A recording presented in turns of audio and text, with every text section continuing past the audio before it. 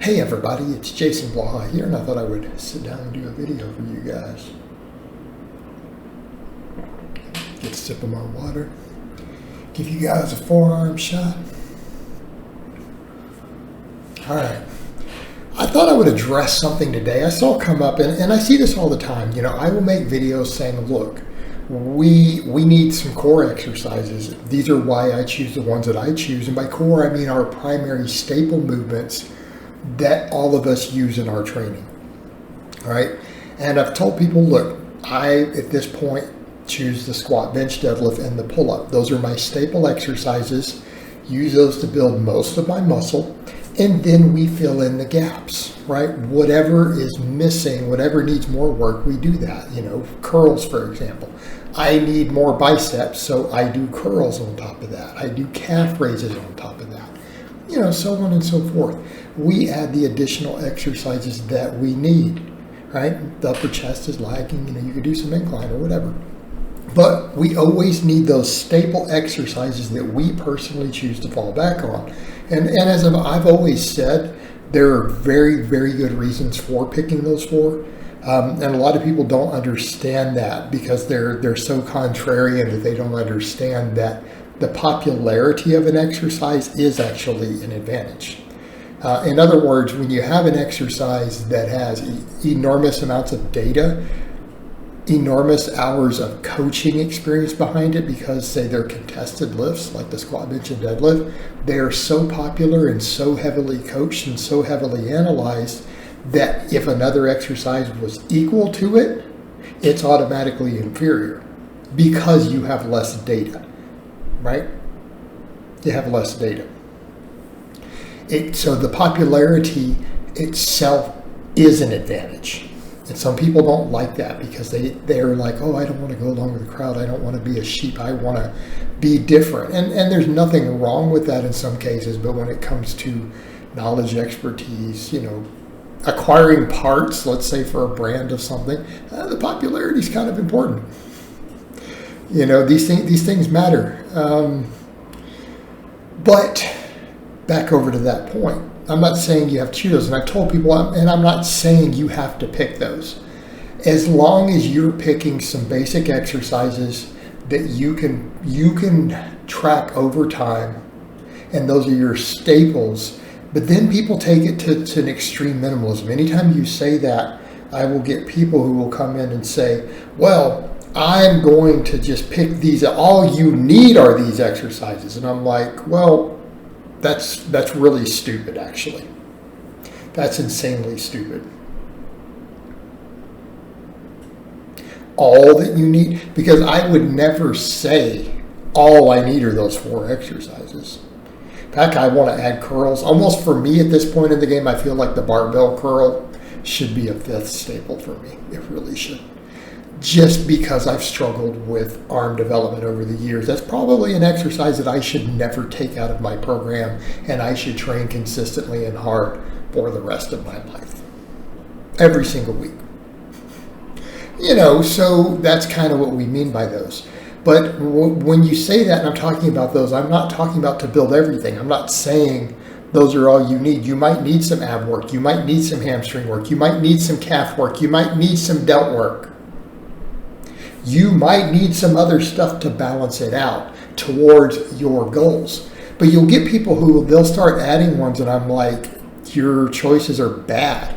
And they'll come down to say they'll limit it to 3 exercises. And it's like, there is no way you can balance your muscle off 3 exercises. You just can't.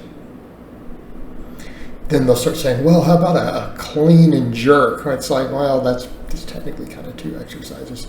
But to get good at those, you end up doing a dozen supplemental lifts anyway. So that doesn't work. But the worst one, and I've had people do this, the ones that really come to mind that just shock me, and this is when people take minimalism way too far, and they don't know biomechanics. And I've heard someone wrote in there, well, all you ever need is the back squat, the overhead press, and the chin up. And I'm like, so you're going to go through life with no hamstrings and no pecs, is what you're telling me. You enjoy your knee pain, by the way. Because I can tell you right now, the number of guys I see with knee pain because they did not build their hamstrings, way up there. It's a massive cost. I don't like the term anterior dominant because it's the bullshit way of saying you have weak hamstrings, okay? Well, if you're anterior dominant, what does it mean? You have weak as hell hamstrings. That's what it means. It means you have weak hamstrings. Let's just call it what it is. You have a hamstring deficiency. You're not anterior dominant. You're posterior weak. Fix it. Let's quit being polite with nonsense like that. Like that term means you done fuck off for your hamstrings your whole life is what that means. Fix it. So, that's a perfect, the person's going to have knee pain. They're going to probably have shoulders and biceps and quads. Hey, great. But they're going to have no chest, which looks ridiculous, by the way. You guys ever seen what a lifter looks like who does like no chest work and a lot of shoulder work? It looks ridiculous. It really does. You'd be better off reversing it. To be honest, you guys would really probably look better if you built your chest and ignored your delts. If you had to pick. Okay, you would also be stronger because the bench press, for example, will build more strength than the standing press overall. It will put more muscle, more strength on you. And that's kind of the point. I can see why some guys might choose the incline there. I'm not necessarily going to agree with it, but because again, my personal preferences, but that's a much better choice. I also can't knock it. Maybe I might not be able to knock a dip if they don't have any problems with it. Okay, all right.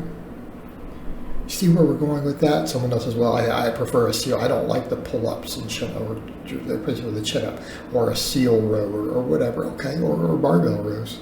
All right, fine. That's your chosen lift, okay? Run with it.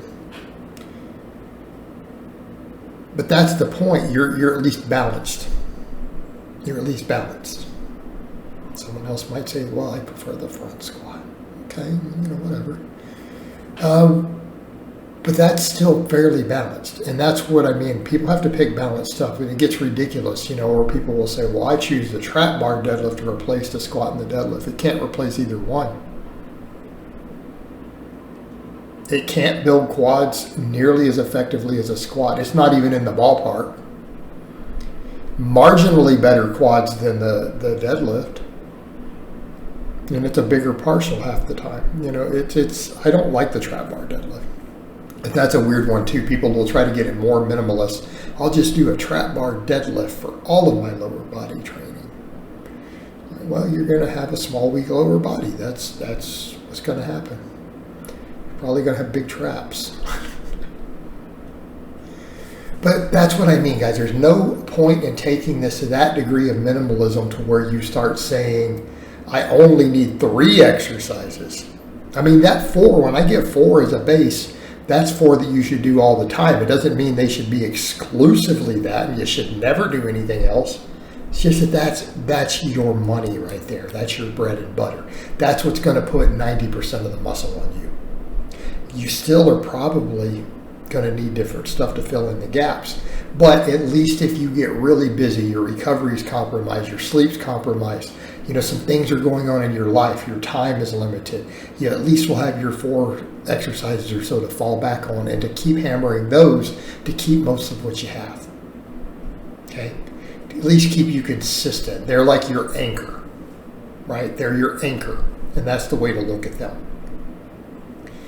And they're your foundation, they're your cornerstones.